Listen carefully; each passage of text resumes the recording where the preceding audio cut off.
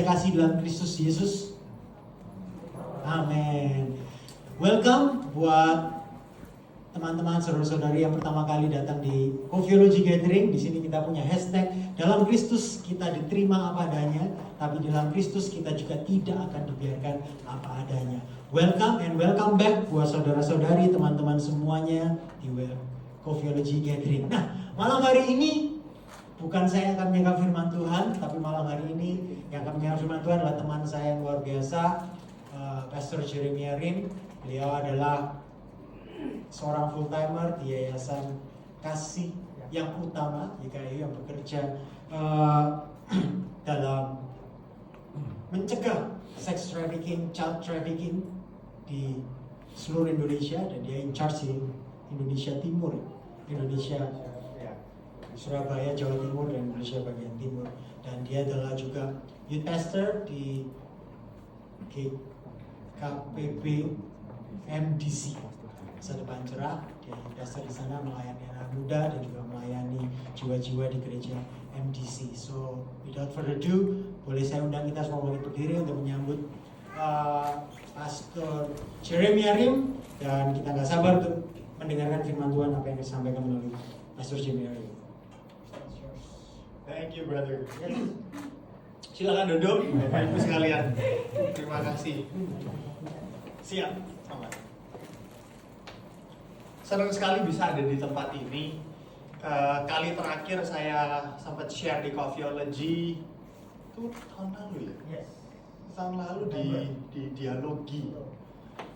Dan hari ini ada di sini dan sangat bersyukur gitu melihat bagaimana penyertaan Tuhan di dalam pelayanan yang dikerjakan oleh my brother Sam dan juga istrinya Grace, and ngelihat gimana benar-benar saya percaya kalau sampai ada hari ini, sampai ada tempat ini gitu, yang akhirnya there's a place that you can call home gitu ya, yang akhirnya udah nggak nomaden lagi gitu, nggak pindah-pindah keliling-keliling. Saya percaya ada perkenanan Tuhan yang luar biasa gitu di dalam pelayanan Coffeeology yang ada di tempat ini. Dan hari ini saya mau share, kan kita ini temanya, minggu ini lah yang bisa dibilang, kemarin kita habis ada liburan kenaikan Kristus gitu ya. Jadi kita bicara tentang ascension, kenaikan Kristus ke surga. And saat bicara tentang ascension, prepare for action. Coba bilang sama kiri kanannya, ascension, prepare for action. Mungkin bertanya-tanya nih, maksudnya apa ini ascension, prepare for action? Biasanya kalau kita ngelihat roket gitu ya, roket take off, itu ascension itu actionnya. Justru yang dinantikan itu ascensionnya. Yang dinantikan adalah countdown-nya adalah 10, 9, 8, 7, 5, 4, 3, 2, 1. Blast off gitu kan ya. Jas, roketnya naik. This is what ascension is all about. Ascension itu ngomong tentang kenaikan gitu. Tapi kalau dengan Kristus itu seringkali bersama dengan Tuhan, hidup kita itu dibolak-balik gitu sama Tuhan. Yang namanya kalau Paulus bilang kematian adalah keuntungan bagiku gitu.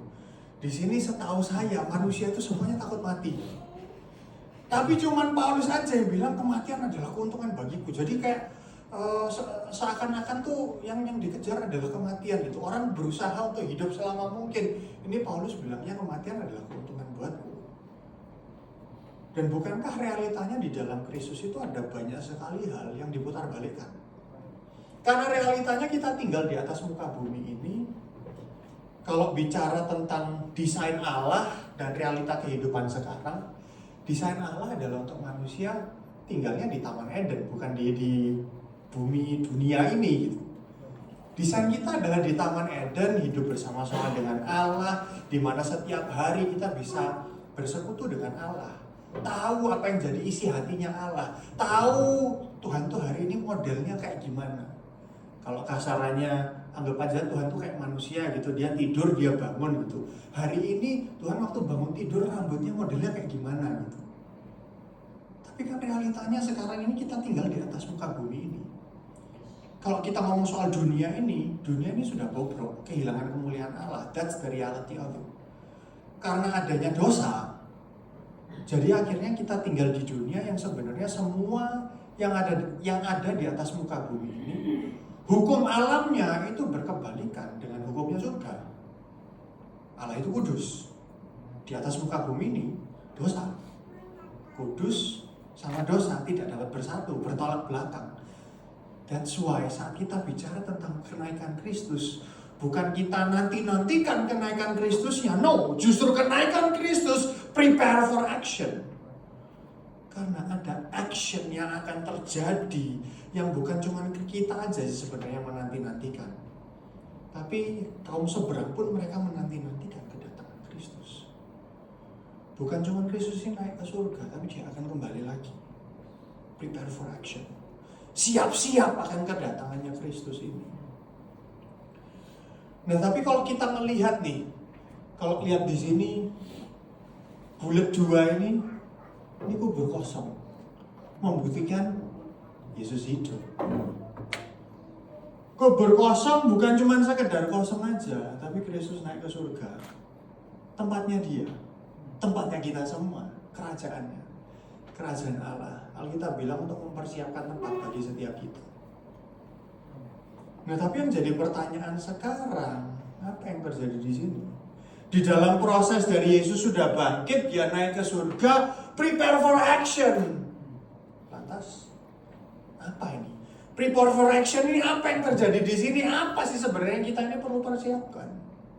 Apakah kita cuma sekedar menantikan Kristus sampai nanti dia datang lagi? Atau apa ini? Actionnya action apa? Berapa banyak dari kita yang suka menunggu?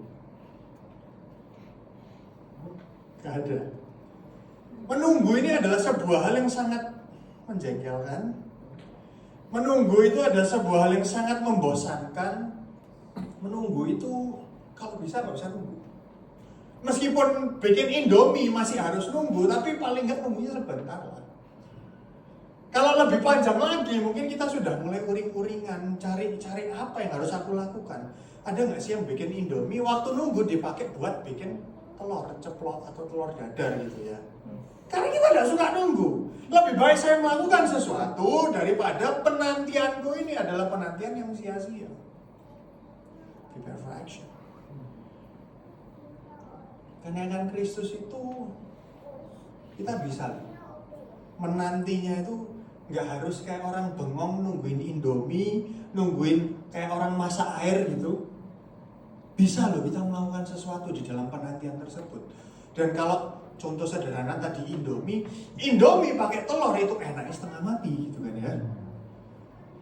Ada rasa-rasa yang wah menyegarkan jiwa, yang apa bener-bener umami, ada gurihnya, apalagi kalau bikin goreng telurnya itu bukan pakai minyak aja, tapi dikasih butter gitu. Wah, aromanya makin harum gitu. Di sini ada yang jadi lapar setelah saya ngomong ini. Tapi bukankah sebenarnya saat Yesus naik ke surga, kita bisa loh bikin yang namanya telur dadar, telur ceploknya, supaya saat penantian ini Yesus naik ke surga, kita nantikan Yesus untuk datang. Ada aroma yang enak untuk dicium. Ada aroma yang bikin kita ini makin excited untuk menantikan hasil akhirnya nanti. Nah, hari ini saya mau ngajak setiap kita untuk membaca firman Tuhan sama-sama dari Lukas 24. Lukas 24 ini menceritakan kisah di mana Yesus ini dia sudah bangkit dari kubur. To the point di mana nanti Yesus naik ke surga. Dan hari ini kita mau coba lihat di dalam Lukas 24 apa yang Alkitab katakan dan apa yang kita bisa pelajari dari proses ini nih. Yesus bangkit dari kubur sampai dia naik ke surga. Kita tahu kisahnya. Kalau nggak tahu kisahnya, saya ceritakan kisahnya. Yesus mati di atas kayu salib hari Jumat. 3 hari kemudian, hari Minggu, Yesus bangkit. Murid-muridnya datang ke kuburnya Yesus dan mereka melihat kuburnya kosong. Saat mereka kembali, nah proses perjalanan balik ini terjadi sebuah hal yang sangat seru itu. Kalau dilihat di Lukas 24 dari ayat 15 itu mulai mereka balik gitu. Ketika mereka sedang bercakap-cakap, bertukar pikiran, datanglah Yesus sendiri mendekati mereka, lalu berjalan bersama-sama dengan mereka. Ayat 16 dibilang, tetapi ada sesuatu yang menghalangi mata mereka, sehingga mereka tidak dapat mengenal Dia. Yesus berkata kepada mereka, apakah yang kamu percakapkan sementara kamu berjalan? Maka berhentilah mereka dengan muka muram. Seorang dari mereka namanya Kleopas menjawab dia, adakah engkau satu-satunya orang asing di Yerusalem yang gak tahu apa yang terjadi di situ pada hari-hari belakangan ini? Dan katanya Yesus kepada mereka, apakah itu? Waduh, Tuhan Yesus macam bego gitu ya. Yang jawab mereka, apa yang terjadi dengan Yesus orang Nazaret itu loh. Dia adalah seorang nabi yang berkuasa dalam pekerjaan dan perkataan di hadapan Allah. Wah, ini dia ceritakan nih apa yang terjadi.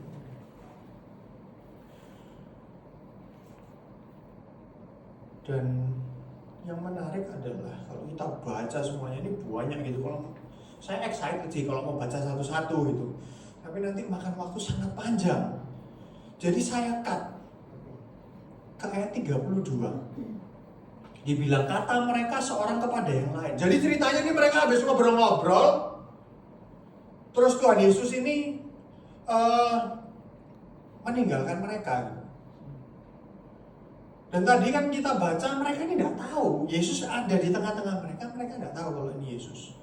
Terus setelah Tuhan Yesus sudah pergi, mereka bilang, kata mereka seorang kepada yang lain, bukankah hati kita ini berkobar-kobar ketika Ia berbicara dengan kita di tengah jalan, ketika Ia menerangkan kitab suci kepada kita.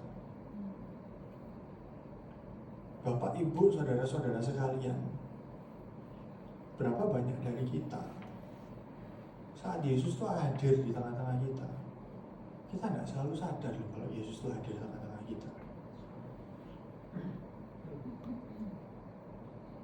Kadang-kadang di dalam perjalanan kehidupan setiap kita, mungkin kita sudah mengenal Kristus, mungkin kita sudah kenal Kristus lama, mungkin kita masih baru aja kenal Kristus. Tapi kalau ngomong soal murid-murid Kristus, ya kita hari-hari mah nggak pernah lihat Tuhan Yesus secara fisik gitu, lihat muka dengan muka. Gitu. Murid-murid Yesus ini mereka lihat Yesus muka dengan muka. Mereka menyaksikan Yesus ini digantung di atas kayu salib. Mereka menyaksikan Yesus ini diturunkan dari salib, dimasukkan ke dalam kubur.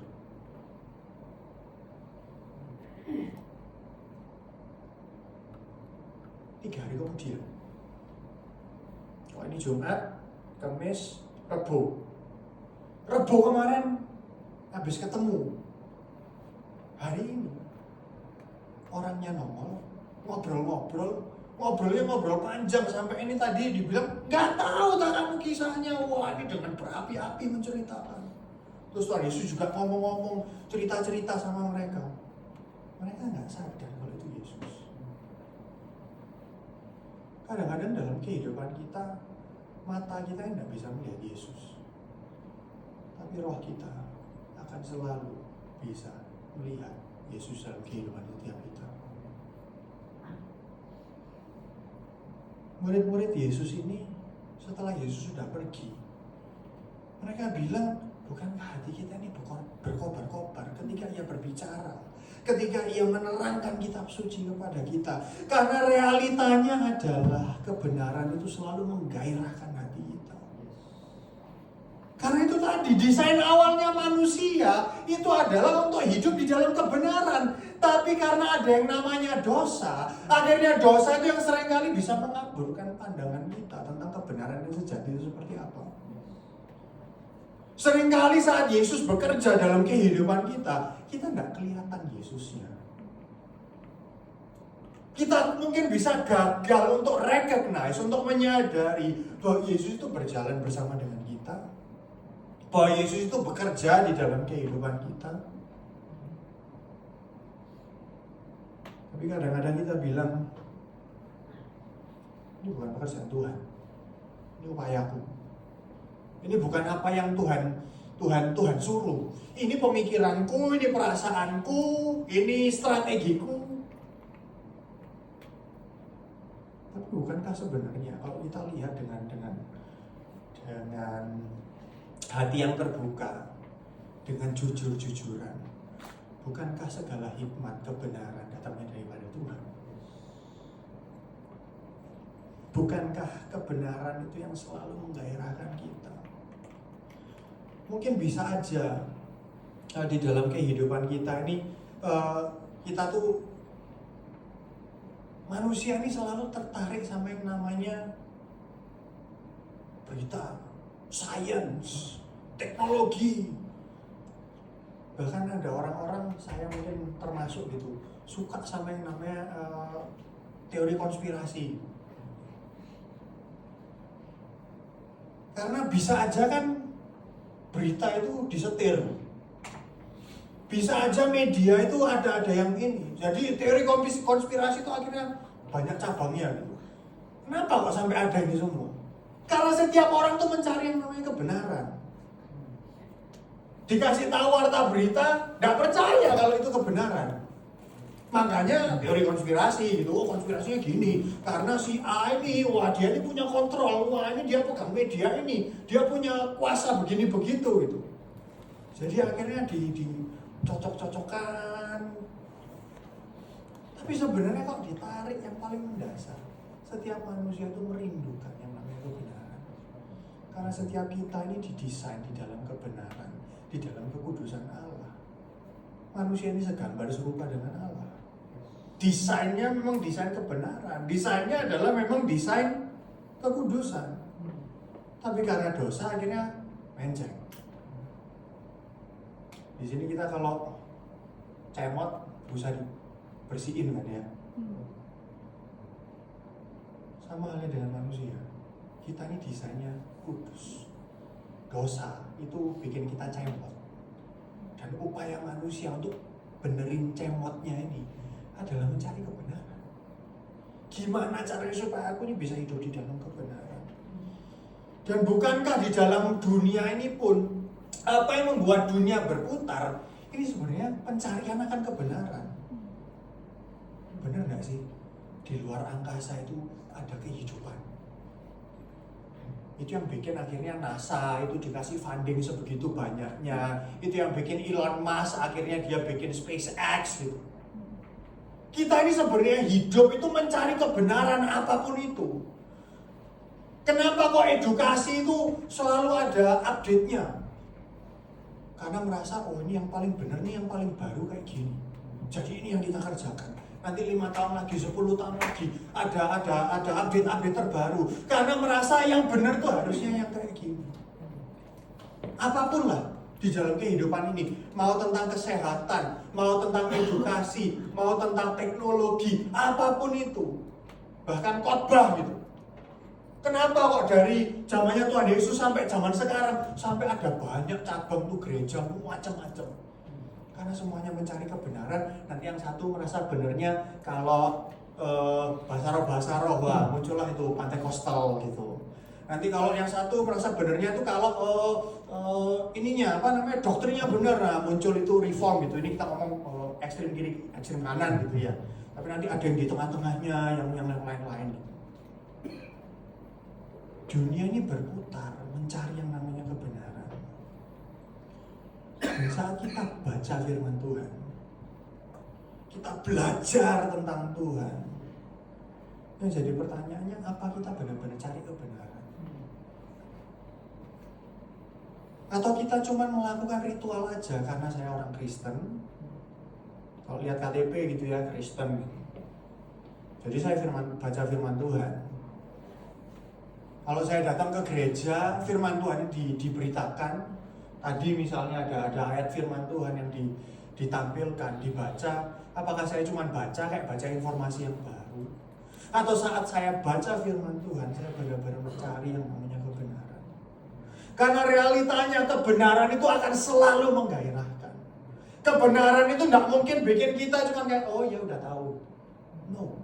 Kebenaran itu selalu bikin Kayak tadi tuh loh, murid-muridnya Tuhan Yesus itu, bukankah hati kita ini berkobar-kobar ketika ia berbicara, ia menerangkan kitab suci kepada kita, ia terangkan tentang kebenaran dalam kehidupan kita. Kebenaran selalu menggairahkan. Kalau hidup kita hari-hari ini merasa firman Tuhan itu boring, firman Tuhan itu gitu-gitu tok, mungkin yang kita lakukan ternyata ritual, bukan pencarian akan kebenaran. Karena realitanya kebenaran selalu menggairahkan. Ritual itu membunuh.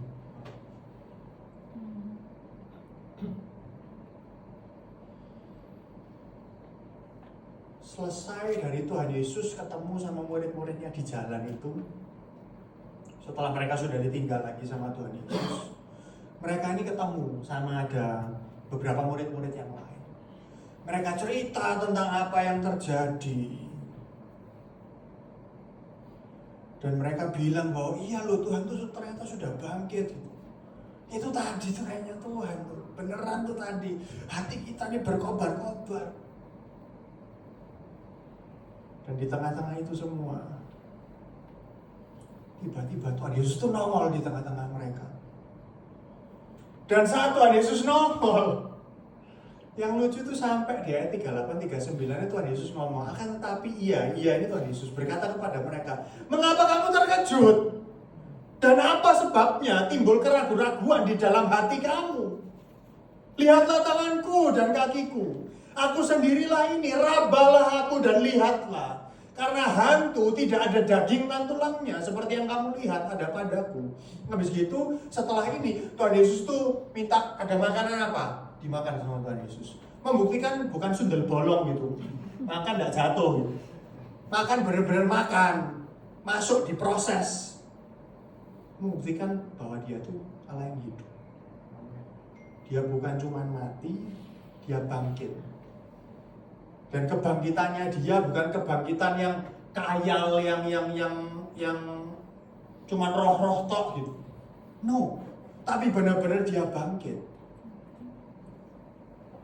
Nah yang lucu ini loh, tadi ini murid-muridnya lagi OTW balik, ketemu sama Tuhan Yesus, sudah akhirnya sadar bahwa Yesus ini tadi Tuhan Yesus. Mereka sudah tahu kalau ini Tuhan Yesus. Mereka sudah yakin kalau ini Tuhan Yesus. Kebenarannya tadi itu loh bikin hati kita berkobar-kobar. Buktikan bahwa ini memang itu Tuhan Yesus waktu-waktu kita ketemu sama dia. Karena kebenaran yang diajarkan.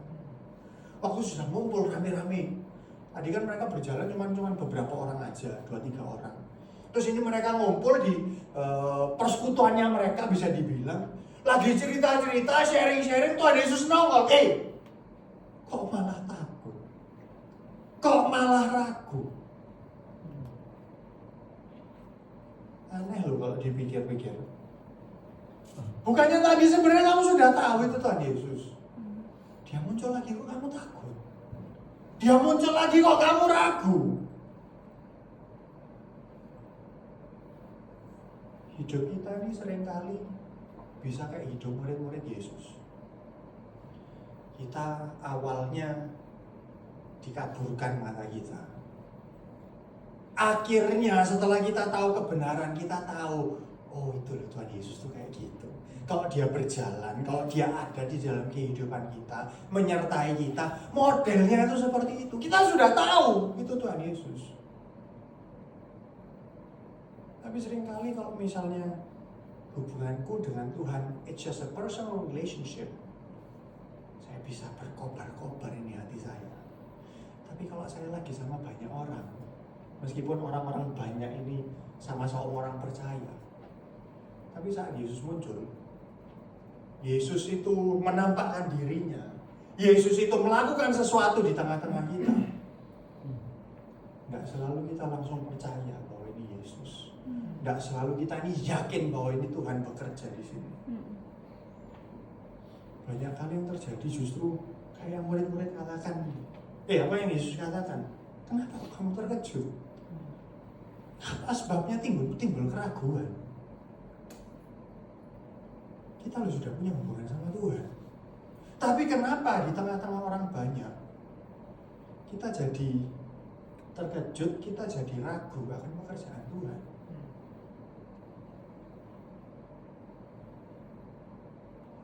Dan Yesus bilang, aku sendiri nih, rabalah dan lihatlah. It's talking about pekerjaan Allah ini perlu untuk bisa dialami secara pribadi. Yesus ini bukan cuma roh tok. He's a person, dia adalah pribadi yang hidup. Pribadi yang nyata, sama nyatanya dengan kalau dicubit sakit ini. Yesus bilang rabalah dan lihatlah, ini lubang-lubang. Lubang-lubang bicara tentang dosamu sudah diampuni, benar-benar diampuni. Aku sudah gantikan kamu di atas kayu salib. Sudah tidak perlu takut lagi, tidak perlu terkejut lagi, tidak perlu khawatir lagi. Mungkin kadang-kadang pekerjaannya Tuhan itu bisa-bisa aja surprising buat kita. Bisa aja pekerjaannya Tuhan itu unexpected. Tadi Tuhan sudah muncul, tadi Tuhan sudah pergi. Waktu kita ngumpul, ngobrol-ngobrol, Tuhan muncul lagi, unexpected. Saya tidak nyangka kalau Tuhan tiba-tiba nanti akan datang. Dan hal yang surprising, hal yang unexpected ini kadang-kadang bisa bikin orang jadi malah bukannya senang, tapi malah kadang-kadang bisa bikin orang ini anxious. Jadi khawatir malah. Aduh Tuhan, kalau Tuhan datang nanti gimana? Apakah yang akan Tuhan kerjakan? Tadi aku nggak tahu loh kalau ini Tuhan.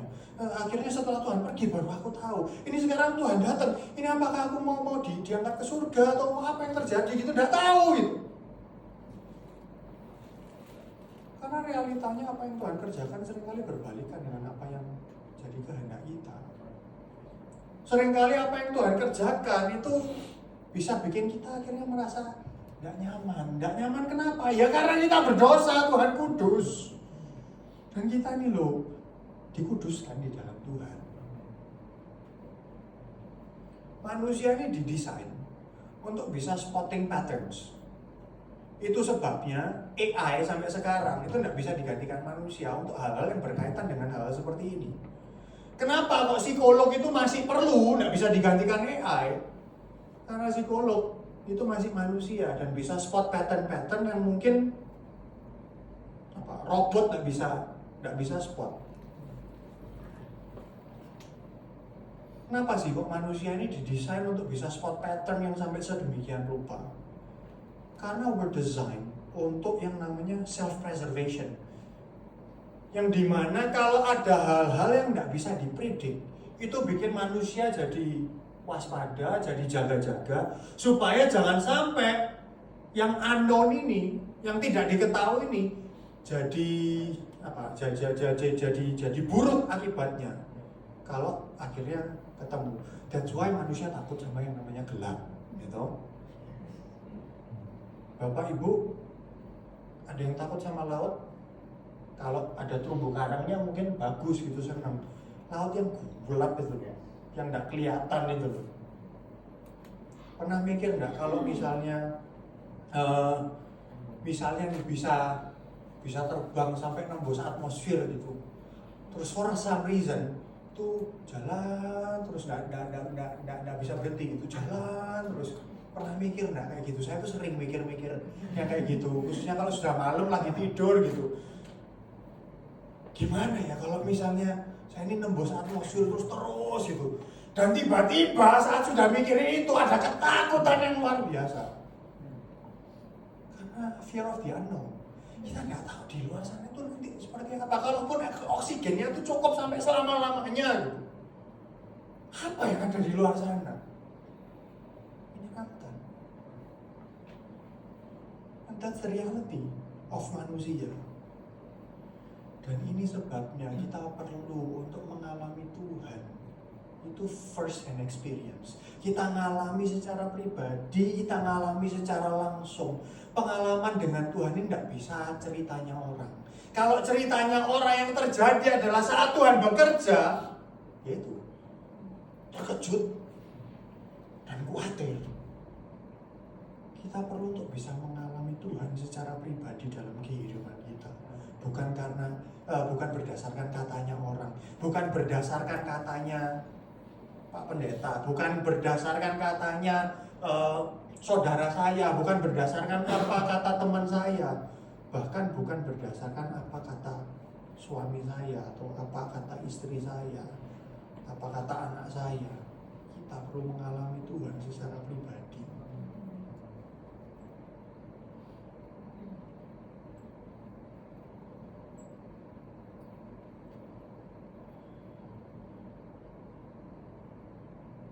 Setelah murid-murid ini ketemu sama Tuhan Yesus, setelah mereka sudah tidak takut lagi, mereka sudah tidak surprise lagi, mereka tidak khawatir lagi, Tuhan Yesus ngilang lagi. Tapi ada satu hal yang Tuhan Yesus itu katakan di akhir dari Lukas 24. Tuhan Yesus bilang, dan aku akan mengirim kepadamu apa yang dijanjikan Bapakku. Tetapi kamu harus tinggal di dalam kota ini sampai kamu diperlengkapi dengan kekuasaan dari tempat tinggi. Kita tahu setelah Yesus naik ke surga,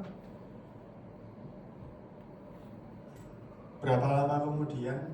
50 hari kemudian Pentecost terjadi, Roh Kudus dicurahkan. Ini loh yang Tuhan Yesus bilang, aku mengirim kepadamu apa yang dijanjikan Bapakku, tetapi kamu harus tinggal di dalam kota ini sampai kamu diperlengkapi dengan kekuasaan dari tempat tinggi. Sekarang kita tahu bahwa ini bicara tentang Pentecost itu, bahwa mereka ini akan diberikan apa yang dijanjikan Bapakku ini, Roh Kudus. Roh Kudus ini adalah yaitu yang memperlengkapi murid-murid Kristus dengan kekuasaan dari tempat tinggi, dari kekuasaan yang kerajaannya Allah.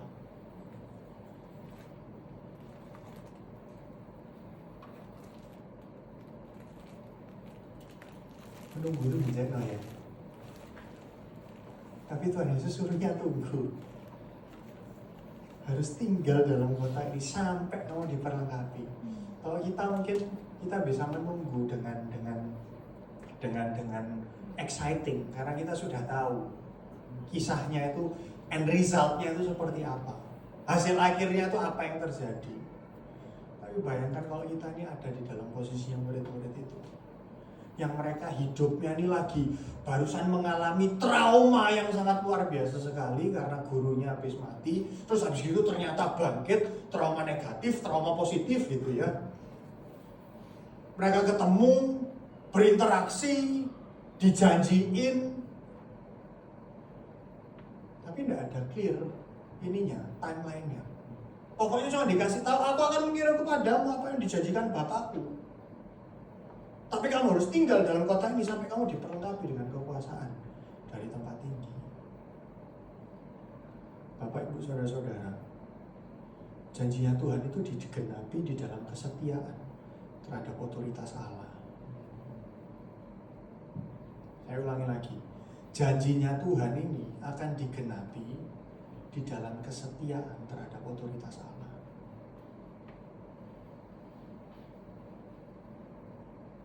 Saat kita baca firman Tuhan, ada banyak janji yang Tuhan itu berikan di dalam firman.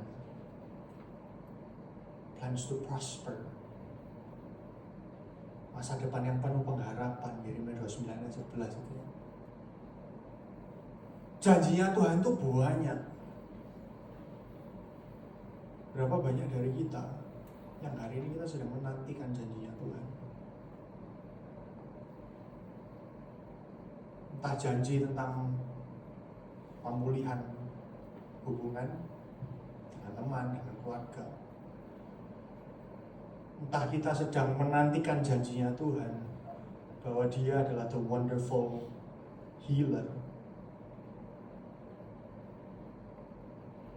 Atau janjinya Tuhan tentang berbagai macam hal yang Alkitab katakan, yang kita butuhkan dalam kehidupan kita. Tapi berapa banyak dari kita yang berusaha untuk nagih janjinya Tuhan, seakan-akan kita yang punya otoritas, bukan Tuhan yang punya otoritas. Orang Kristen tuh kadang-kadang suka ngelamar karena statusnya berubah dari budak jadi anak. Mentalitas budaknya ini belum hilang, tapi statusnya sudah anak, jadi kemaruk, jadi suka menuntut. Tuhan, bukankah janjimu? Itu mentalitas budak loh sebenarnya. Yang nuntut tuh budak, anak tuh nggak pernah nuntut. Anak tuh nggak pernah nuntut. Yang nuntut itu budak. Kapan anak mulai nuntut? Saat mereka sudah tahu cause and effect,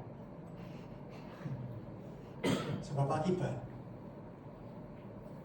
Selama anak belum tahu sebab akibat, anak tuh nggak pernah nuntut. Ya anak saya masih baru 2 tahun gitu.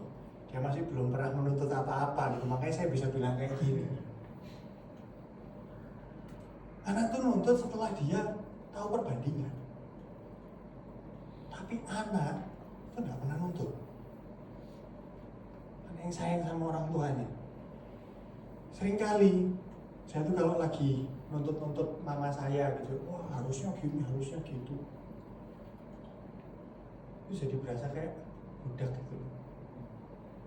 Berasa kayak, maksud sih sama orang tua sendiri nuntut ini itu. Kayaknya bukan cuma sekedar pantas nggak pantas, kayaknya di luar natur sebenarnya. Saat sudah nuntut tuh seakan-akan menempatkan orang tersebut itu sebagai orang lain. Kayak sudah bukan keluarga gitu. Janjinya Tuhan ini digenapi di dalam kesetiaan terhadap otoritas Allah. Kita kalau tahu otoritas, kita nggak mungkin berani untuk mau nuntut, mau melawan. Kayak ini loh apa? Struktur militer itu. Kalau komandan bilang sama anak buahnya, lompat ke jurang, mungkin masih bisa negosiasi. Beneran tadi, komandanku pikirannya oke tak? Tapi begitu komandan bilang that's an order, itu perintah, siap komandan laksanakan, lompat lagi. Janjinya Tuhan ini akan digenapi dalam kesetiaan terhadap otoritas Allah. Janjinya Tuhan apa? Itu pasti akan digenapi. Bisa enggak kita ini setia di dalam otoritasnya Tuhan? Kita enggak tempatkan Tuhan di tempat yang berbeda. Kita terus tempatkan Tuhan sebagai Tuhan, kita sebagai anak Allah, bukan sebagai budaknya Allah.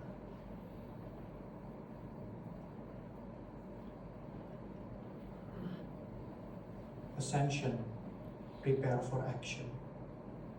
Di dalam masa penantian kita akan kedatangan Kristus yang kedua kali. Ada ayat yang Tuhan Yesus katakan kepada murid-muridnya, luar biasa banget. Katanya kepada mereka, ada tertulis demikian, Mesias itu harus menderita dan bangkit dari antara orang mati pada hari yang ketiga. Dan lagi, dalam namanya berita tentang pertobatan dan pengampunan dosa harus disampaikan kepada segala bangsa, mulai dari Yerusalem.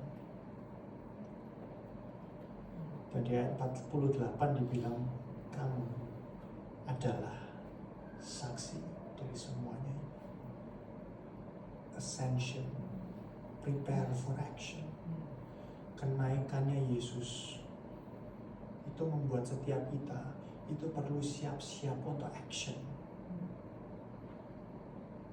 Karena kita ini saksi dari semuanya itu.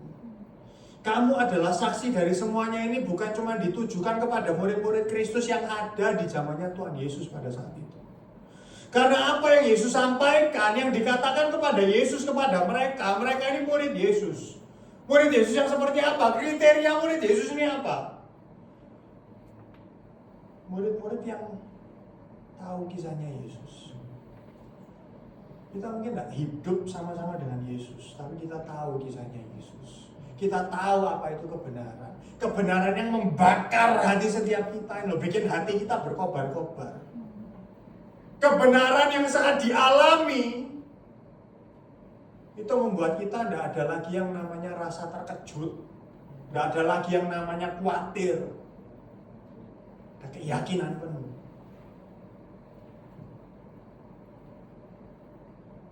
Kamu adalah saksi semuanya ini. Ini yang Yesus katakan kepada murid-muridnya.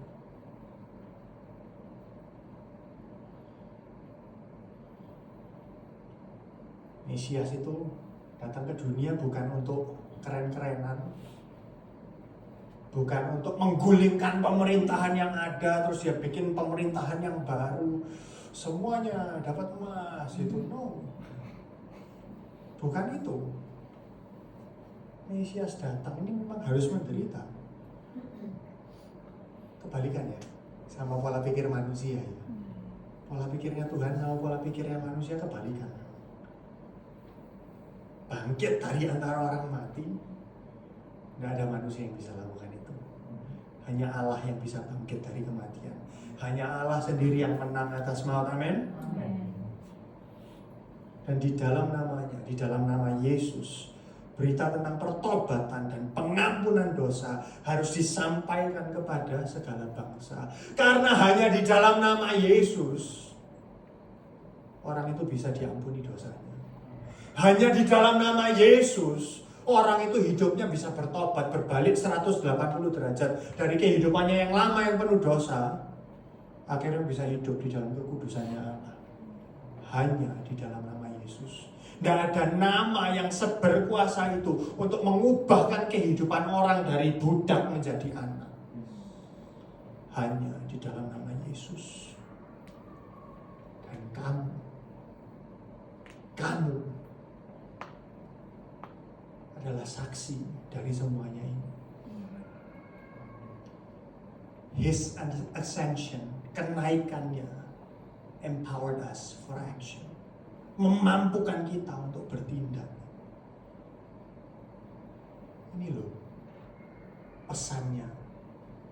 Ini loh sebenarnya kenaikan Kristus ini membuat kita ini jadi bukan cuma sekedar menantikan kedatangannya. That's not the only action yang kita nantikan. Tapi ada goreng telur ini loh yang bisa kita kerjakan. Ini goreng telurnya kita, memberitakan tentang nama Yesus, memberitakan tentang kebenaran, biar orang-orang yang diceritakan tentang kebenaran ini hatinya pun turut berkobar. Mungkin mereka masih belum bisa lihat Yesus, tapi hati mereka mulai digoyangkan, diguncangkan, dibakar dari kebenaran yang kita beritakan dalam kehidupan mereka. Mungkin saat Yesus datang di tengah-tengah mereka, saat kita bagikan kebenaran itu, yang terjadi adalah justru shock, terkejut. Mungkin yang terjadi adalah khawatir, ketakutan yang terjadi. Mungkin itu bisa terjadi. Tapi ayo, kita ini sudah di-empower for action. Ayo kita action. Mungkin orang-orang di luar sana saat Yesus hadir mereka belum bisa terima 100%. Terkejut, khawatir, takut. Ayo kita ada di sana buat mereka. Dan kita ada di sana sambil kita nantikan janjinya Tuhan. Janjinya yang akan digenapi ini loh di dalam kesetiaan terhadap otoritas Allah. Karena saat kita bagikan kebenaran itu ke orang-orang di luar sana, saat kita hadirkan Yesus di tengah-tengah mereka, bukan kita kok yang mengubahkan hidup mereka, Yesus yang mengubahkan kehidupan mereka. Ayo kita setia di dalam otoritasnya Allah, biar janjinya Tuhan itu yang digenapi. Biar Tuhan sendiri yang mengubahkan kehidupan orang-orang tersebut. Biar otoritasnya Allah ini loh yang terjadi. Kita cuma perlu setia di dalam otoritasnya Allah.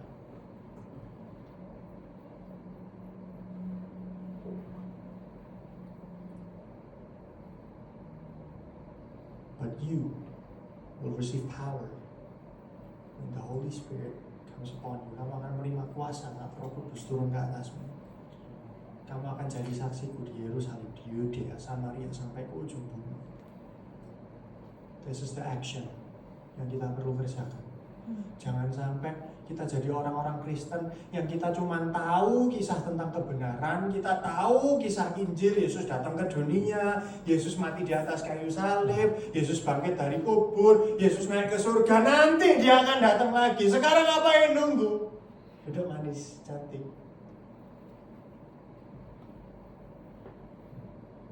Tuhan mau supaya di dalam penantian akan kedatangannya yang kedua, kita boleh turut serta di dalam pekerjaannya. Pekerjaan Kristus belum selesai di atas muka bumi ini. His ascension empowered us for action. Kenaikannya memampukan kita untuk bertindak. Karena ada Roh Kudus yang dicurahkan bagi setiap orang yang percaya kepadanya.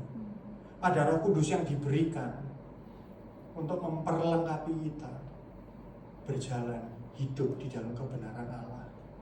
Dan salah satu aspek dari kebenaran tersebut bukan cuma kehidupan yang benar, kehidupan yang lurus-lurus aja.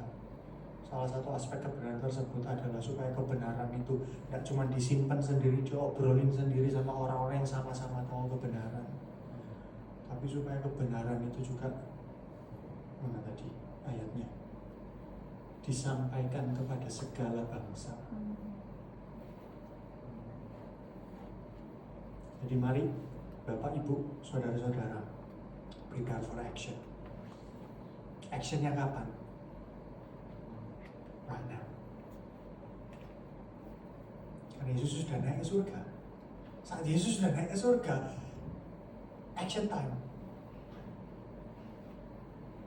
Actionnya bukan actionnya Yesus, actionnya kita yang diperlengkapi oleh Roh Kudus. Roh Kudus sudah diberikan buat setiap kita. It's time for us to do some action. Melanjutkan kebenaran, karya-karya apa yang Kristus kerjakan di atas muka bumi ini, supaya setiap lidah mengaku Yesus Kristus adalah Tuhan. Amin. Mari kita berdoa. Bapa, kami bersyukur atas kebenaran. Kami bersyukur bahwa Engkau adalah Allah yang luar biasa, Tuhan. Engkau naik ke surga untuk mengizinkan kami turut serta di dalam pekerjaan pelayanan-Mu di atas muka bumi ini. Kami bersyukur Bapa bahwa kami tahu tentang kebenaran. Ajarkan kami Tuhan untuk kami bisa hidup di dalam kebenaran. Ajarkan kami Tuhan untuk kami bisa taat akan firman, dan biar kami ini boleh setia di dalam otoritas-Mu. Roh Kudus pimpin kami, Roh Kudus sertai kami, Roh Kudus memampukan kami untuk kami menjadi murid-murid Kristus yang bukan cuma sekedar belajar tentang Engkau, tapi menghidupi kebenaran-Mu setiap hari dalam kehidupan kami. Berikan kami the courage, keberanian, berikan kami the wisdom, the creativity, supaya kami bisa melangkah di dalam iman bersama dengan Engkau, untuk kami bisa melihat janji-janji-Mu digenapi dalam kehidupan kami saat kami setia di dalam otoritas yang daripada Engkau. Terima kasih Bapa. Biarlah kenaikan-Mu ke surga membuat kami ini semakin semangat, bukan cuma untuk menantikan kedatangan-Mu, tapi kami semakin semangat karena kami sudah diperlengkapi oleh kuasa dari tempat Maha Tinggi. Terima kasih Bapa, di dalam nama Tuhan Yesus Kristus kami berdoa. Amin. Tuhan Yesus berkati.